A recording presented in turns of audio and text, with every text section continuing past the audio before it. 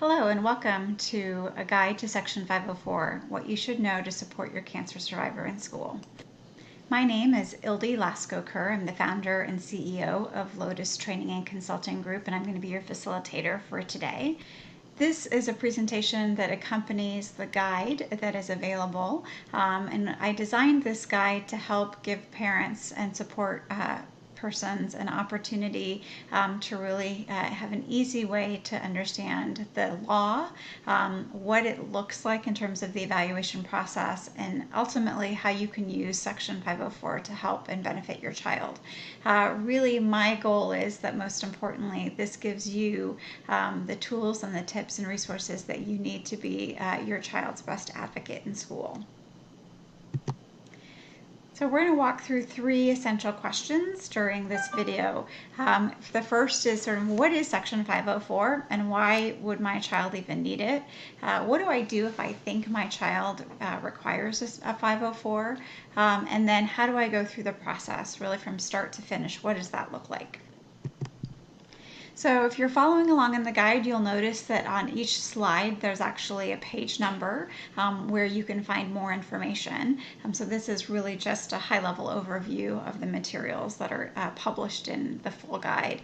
But what you need to know about Section 504 of the Rehabilitation Act is that it is a federal law that protects people from discrimination. And in this case, people are children in schools. And then Section 504 applies to every public school and school district, including charter schools and magnet schools. So as long as a school is receiving federal funding, they must comply with Section 504. Oftentimes, even private schools comply, but that's really mostly out of their willingness to do so, not because there's a mandate. But the Section 504 is designed to essentially level the playing field for students with disabilities, so that they can achieve at the same level as their peers who aren't impacted. So I want you to remember that this is a tool to help my child so that they have a level playing field at school. So you might be wondering who's eligible to be receiving a Section 504. And there's lots more details on page 6 of the guide, but really any individual, and it might be a temporary or a permanent physical or mental impairment that substantially limits a major life function or an activity. And if you can say yes to both of those questions, then your child is likely eligible. So in the case of a cancer survivor, that could be any kind of physiological condition that is a result of their treatment, mental or psychological disorder like depression or anxiety, PTSD, for example, a cosmetic disfigurement maybe due to a procedure or a surgery, or any anatomical loss. And then a major life function, gosh, there's so many, but you can see on the screen just a few of them. But really anything around listening, speaking, talking, lifting, learning, or any bodily function. So I want you to think about your own child who's either in treatment or a cancer survivor, and if either of these two things apply to them. So you might be asking, why would I want my child to be eligible for Section 504? My child isn't disabled or they don't have a disability, maybe, or necessarily. And I'm here to tell you that while there is oftentimes a stigma associated with being identified as a student with disability, the Section 504 process is, again, really designed to help your child be as successful as their peers who never went through cancer treatment. So the reality is your child probably has either side effects or late effects from their cancer treatment. And if you think about that list of major life functions, one of those things is probably impacted. I certainly know that my child is. And if that's the case, then it's really possible that your child is going to need accommodations and support in school for them to be successful. Not because they can't be successful without them, but because this will help them be more successful in a way that is less stressful and less taxing when they're in school.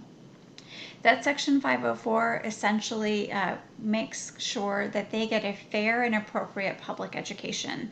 And then the accommodations that they're going to get essentially become a contract between you and their teachers and the school, so that it's really clear what supports that they're going to have and what the school is going to agree to provide for your child.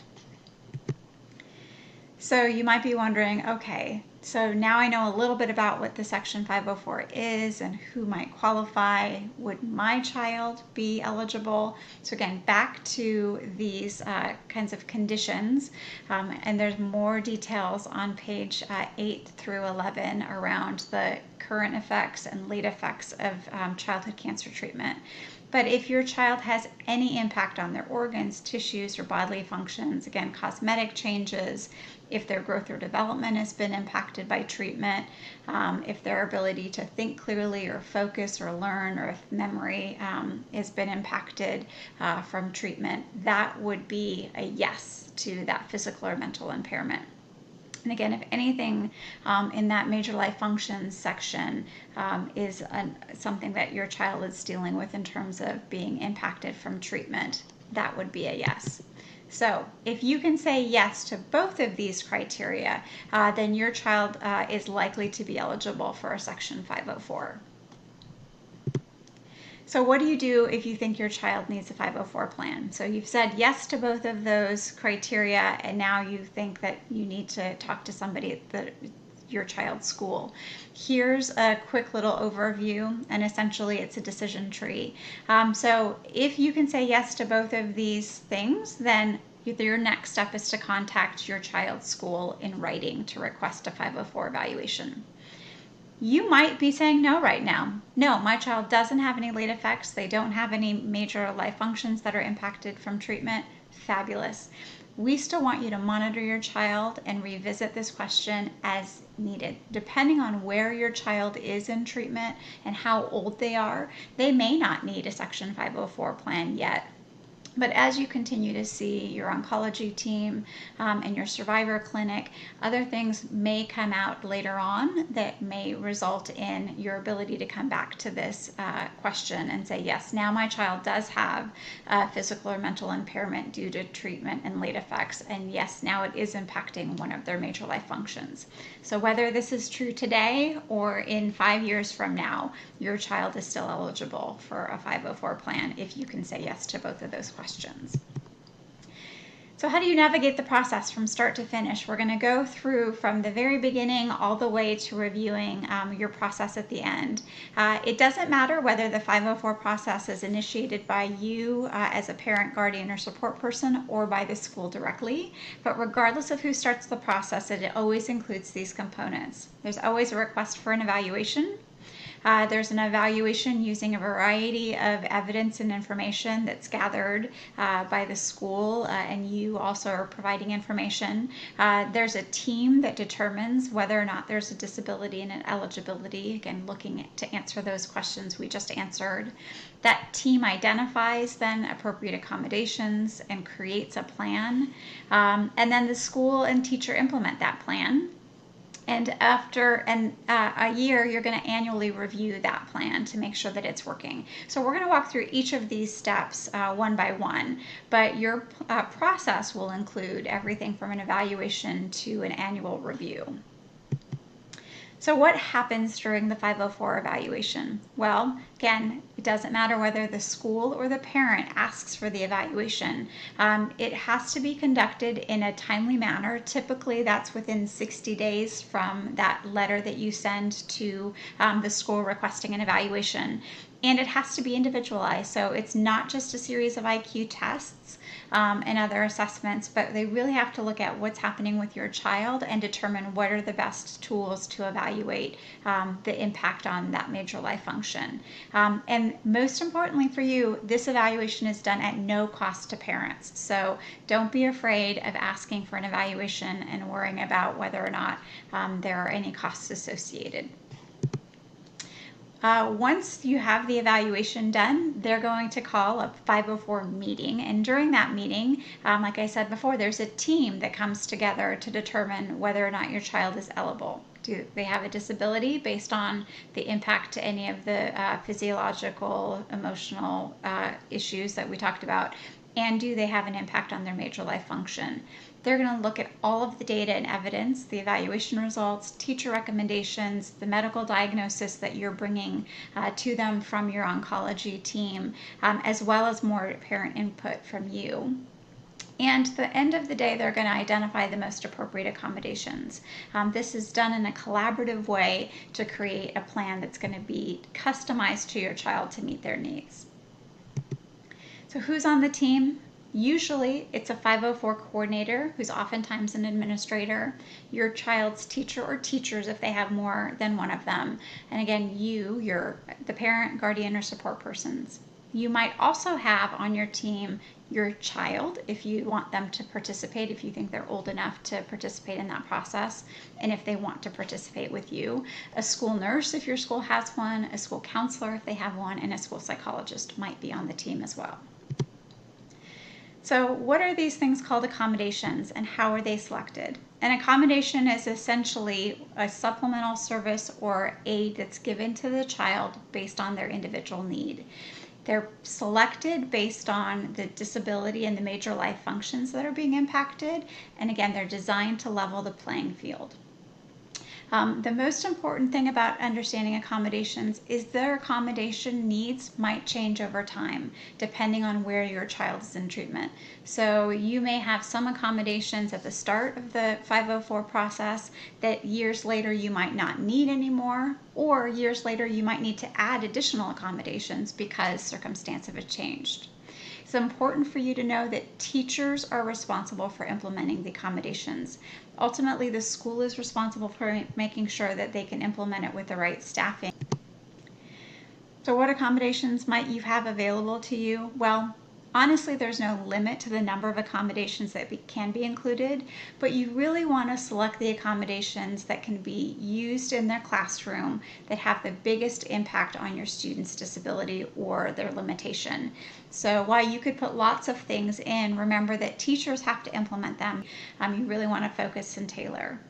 The guide provides you in Appendix B a list of accommodations in the following areas. Everything from medical accommodations, so if your child is currently in treatment, you might have more medical accommodations than if they're a few years post-treatment, to addressing things that they might need for specific academic areas or even distance learning. So here are a few sample accommodations that I want you to be able to see and to point out. So again, in the medical accommodations, depending on where your child is in treatment, they might need a fast pass to the nurse, or they might need a security cart to transport them across campus because their classes are really far apart and they fatigue very easily and they can't make it to class between the passing periods. They might even need some peer education supports, and so you'll notice that we have here a suggestion for Children's Cancer Network's HOPE program so that they can re-enter and transition back to school and feel confident and comfortable. You can see there are other executive functioning accommodations in here which are very common, things like extra time, shortened assignments, binder checks, and opportunities to chunk their information and create short-term goals. So these are just sample accommodations. Appendix B has lots of different accommodations that you can consider and talk to your 504 team about. So you might be wondering, how do I select my accommodations? Which ones are the right ones? So in the guide, and again, accompanying Appendix B, you'll see a sample accommodations worksheet that's completed that gives you an idea of what that might look like. And then Appendix B and Appendix C have the accommodations and a template that you can use as you're trying to work through which accommodations are the most appropriate. Essentially, we want you to, step one, determine which area of need applies to your child. So do they need a medical accommodation, a general academic accommodation, something specific in reading, writing, or math? Once you've determined the area of need, then I want you to look at the accommodations listed in the guide in Appendix B and identify which ones you think make the biggest difference based on your child's need. And then step 3, just write a short note about why you think these accommodations are going to help your child. If your child is currently in treatment, you'll want to collect a few things and organize them in some way. I suggest a binder or some folder so you have it all organized. You'll want your medical diagnosis or the results of any medical assessments, any documentation from your oncologist or your social worker that helps detail the protocol or the treatment so that you can help explain how treatment is impacting them in terms of either physiologically, mentally, emotionally, and so on. Any side effects that they might be having from either treatment or their medications, and you'll want to have that completed accommodations worksheet, which is Appendix C in the guide. You want to come to the 504 meeting prepared to really advocate for your child. So while everyone in the room wants what's best interest for your child, I want you to remember that you are their advocate in the room, and so coming prepared is really important. If your child is post-treatment and now they're experiencing late effects from cancer treatment, you'll still want to be organized and put stuff together. Same things, medical diagnosis and results, any kind of documentation or from your oncologist, your survivor care clinician, or your social worker about the late effects and how they're impacting your child.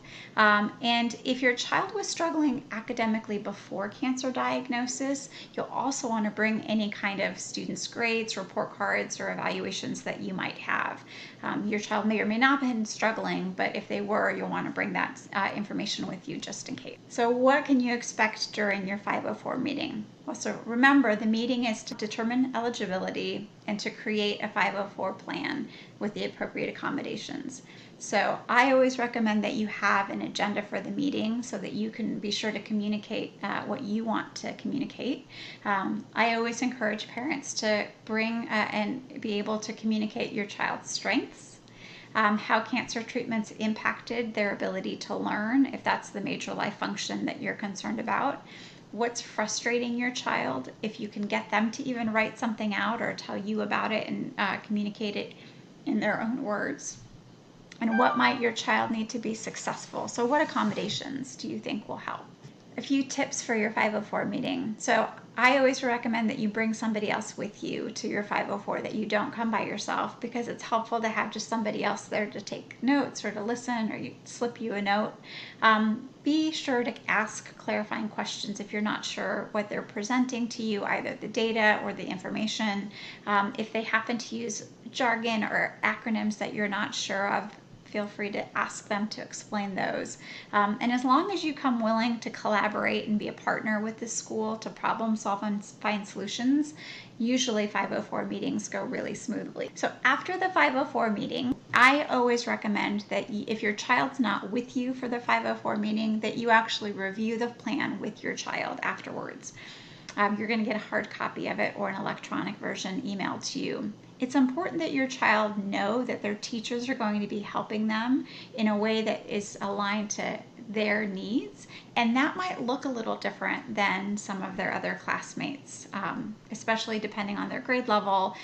They may not want to be singled out or have accommodations administered if they're not really sure what those are and why they're being used. It's important that your child understands each of the accommodations that are in their 504 plan and why they're included. But remember, teachers are responsible for implementing the plan. It is not your child's responsibility to ask for those accommodations to be implemented once a 504 plan's been created. So after the 504 meeting, as your plan is being implemented, it's important for you to monitor and check progress to make sure that the plan is working. So I encourage you to check in with your teachers through email or some other correspondence. Talk to your child and ask them about the accommodations that are being used, and if they think that they're helping.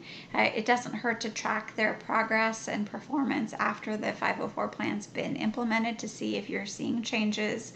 And I always encourage you to keep records of any communications between your teachers and your 504 coordinators. So how often should your 504 plan be reviewed? Well, it should be reviewed annually. And a note about effective 504s. So if your 504 plan is actually leveling the playing field, they're going to look like they're doing well in school, which is great. That's exactly what it's supposed to be doing. It isn't a sign, though, that they don't need a 504 plan anymore. And so instead, when you go to that annual review, you want to make sure that you continue to use the plan that's working for your child. Sometimes we confuse success with the 504 plan as a child no longer needing a 504 plan, and that's not the case. If your 504 plan is working for your child, you want to keep using it so that they can be successful. During that 504 plan review, essentially it's just like a regular 504 meeting. You're going to look at any new data and information. You're going to determine if you need to make any changes to the accommodations, and you're going to keep a record of all of those information and the correspondence back and forth if you're, talking to teachers about accommodations, whether they're working, whether they're not. Sometimes 504 plans don't work, and that's okay. A 504 plan can be changed as long as you have a 504 meeting. You can ask to come together as a team anytime there are issues with implementation of the plan or if circumstances change. So if your child has a 504 plan, but their diagnosis changes or they become, develop a new late effect that's really impacting them, you can always request another 504 meeting in writing. If for some reason you don't think that this school is complying with your child's 504 plan, that means that they're implementing the accommodations the way that they're supposed to be doing, despite your efforts to try to get them to do so by emailing and communicating with them, then you do have an opportunity to file a complaint against the school with the Office of Civil Rights. If that's the case, if you get to the point where your plan isn't working and the school doesn't seem to be implementing it, you definitely want to make sure that you have all of the documentation and evidence to support any concerns or claims that you have. Thank you so much for taking some time to sit with us and talk about the 504 process. Again, if you have any questions, hopefully the guide gives you lots more details and information. And I really appreciate you joining me today.